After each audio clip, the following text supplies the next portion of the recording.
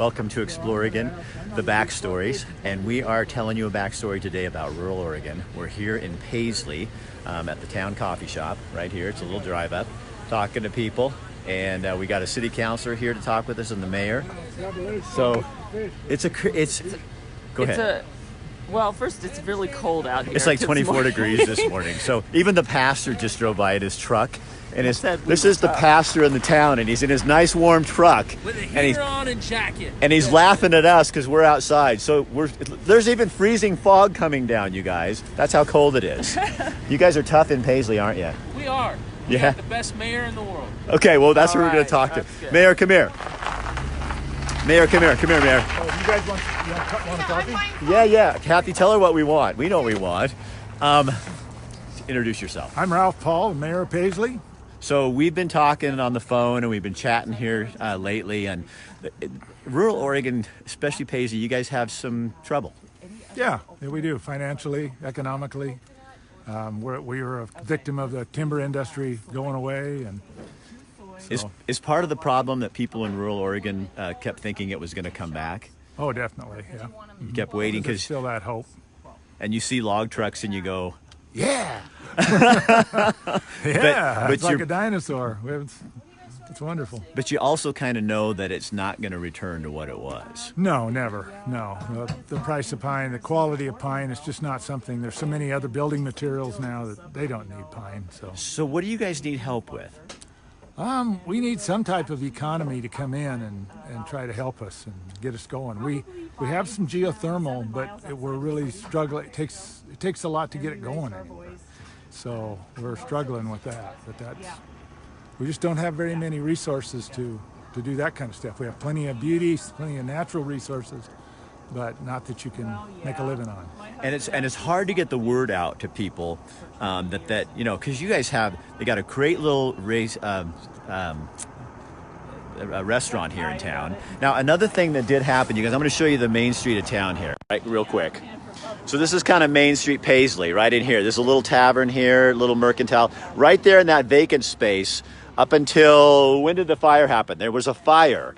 And that was kind of the town hangout. Come this way, gentlemen. Probably November. So in November, yeah. And introduce yourself, my man. I'm Craig DeLarme, part of the city council here in Paisley. So tell people what happened, the fire. Early morning, about right around 1st November, fire broke out in our Homestead Cafe restaurant that we had here. Volunteer fire department, of course, responded quickly, but we were unable to save it. The restaurant was one of the biggest sellers that we had here. Coffee shop in the morning for the coffee people, you know, good food, great atmosphere, and now it's down to dirt. And that's a hangout. That was a place people gathered together. Move this way, gentlemen. We got a customer coming in here. That it was. Locals to people just driving through. Everybody enjoyed stopping by the homestead. You know, grab a quick bite to eat, you know, take a break from the road. And it was really nice. Atmosphere was great. Rose and them did a wonderful job. Everybody was really friendly. So as a counselor and a younger guy, at least in the two of us, what connects you here? Why is this worth it when you live in Paisley, Oregon? I was raised here, not necessarily born, but I grew up here, and it just has a feeling. Nice outdoors, everything is quiet, the community is wonderful. There's so much to do. I mean, you got the tree line to the back, you got the desert to the east. Because in case you don't know, Paisley is like 45 minutes north of Lakeview. And how far from Bend are we? We're 135 miles. And so they're right on the edge of the basin to one side, and to the other side is pine forest, like you wouldn't believe. So it's not in the middle of nowhere.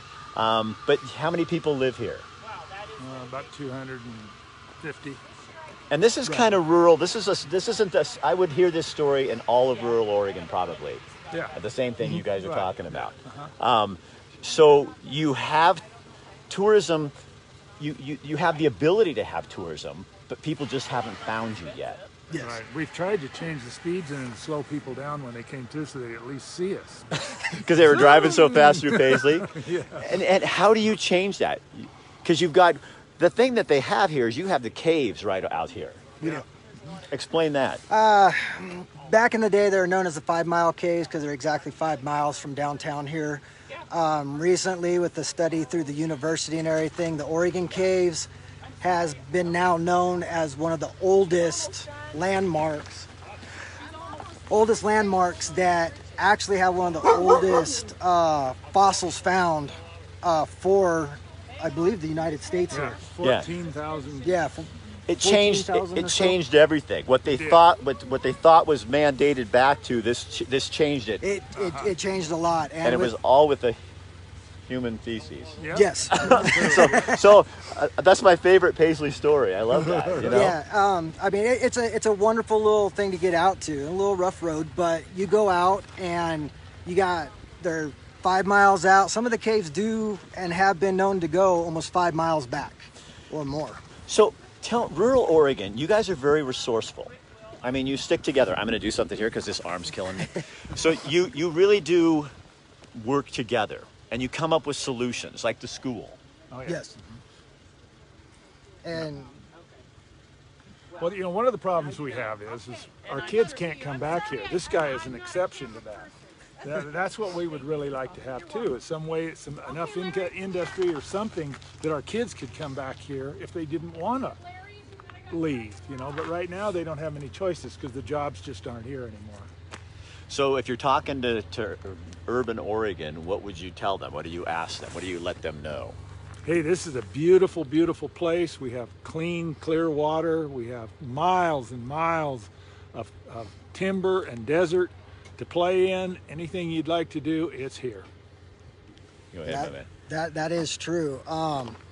It's a perfect getaway. During the summer and springtime, the camping resources that we have, you know, just up the low road of the Shiwa Can is, you know, it's beautiful. We have trails for mountain biking, hiking. It's a wonderland during all seasons. And the other thing you need is somebody to come in and help you market it. Yeah. Kind of I mean, if there's people out there who want to have a project, oh man, she got us coffee. This is a place where you could really show all the great things that a community has to offer. And I think more people are discovering it because don't you think more people, I mean, Kathy will attest to this. I think that's why we're doing what we're doing, is I think more of us are looking for places that are a little more real. Exactly. I think that's what we're loving about doing this show, is that we are finding places that we've never been to and that have so much to offer that we've never even heard of. And I think there are so many out there that don't want to go on your basic vacation that you always hear about, that you go and you're with all the crowds of other people. They want to get out and really experience the country that we live in, and the more remote places that are really actually jewels. And I forgot at the beginning, the only reason we are here is, the main reason we're here is because of Toyota and your local Toyota dealers who sponsor our shows, and the Lake County Chamber of Commerce, because we couldn't do this without their help. And I think it is really super important that people get out and explore these places like this, because I think the more you see it, the more you kind of fall in love with a different Oregon. I think there's an Oregon we get sold, and there's an Oregon that's put out on the postcards and all that. And it's not a bad Oregon, but I think there's also an Oregon out here where you can find things. Like this is 45 minutes from Lakeview. Lakeview's 8 minutes from a ski hill where you don't have a line and a $35 lift ticket. $35 lift ticket. We were talking last night in the Pioneer Saloon here in Paisley to these young people, or I guess we were in the hot springs, and we were talking about the ski area, and they were like, "There's a ski area in Lakeview," and these kids are from Bend, and they had no idea. So if you're tired of lines and you're tired of traffic and you're tired of everything kind of taking it up, there's a really easy way to do that. So that's kind of what's fun for us, and we just are finding so many little hidden gems in our own state that aren't that far away. So to encourage you guys to be a part of this, we have a little contest, and you can win a 3-day or a 3-night trip to Lake County.